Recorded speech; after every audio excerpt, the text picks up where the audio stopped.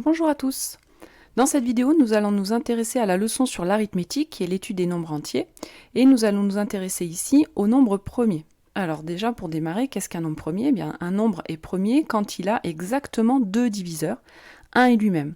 Autrement dit, on a déjà vu dans une vidéo précédente comment trouver la liste des diviseurs. Eh bien, quand cette liste est réduite à deux nombres, c'est-à-dire 1 et lui-même, puisqu'on a vu que tous les nombres, on peut tous les écrire, tous les nombres entiers comme 1 fois lui-même, eh bien, ils ont tous au moins ici deux diviseurs. À partir du nombre 2, ils ont tous deux diviseurs, 1 et eux-mêmes.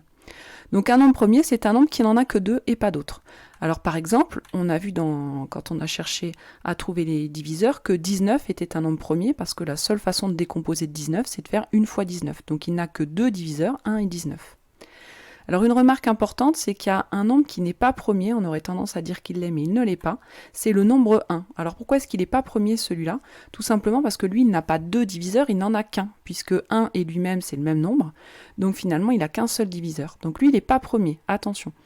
Donc ce que vous devez connaître ici, ce sont tous les nombres premiers qui sont plus petits que 30. Cette liste-là, vous devez la connaître par cœur. Donc le plus petit nombre premier, c'est 2, ensuite 3, 5, 7, 11, 13, 17, 19, 23, 29. Et vous savez qu'il y en a une infinité, mais ceux que vous avez à connaître par cœur, ce sont ceux qui sont plus petits que 30. Déjà, connaissez ceux-là par cœur, ce sera déjà très bien. Voilà ici sur la liste des diviseurs. Après, on peut se poser la question sur d'autres nombres entiers, par exemple 75. Est-ce que c'est un nombre premier?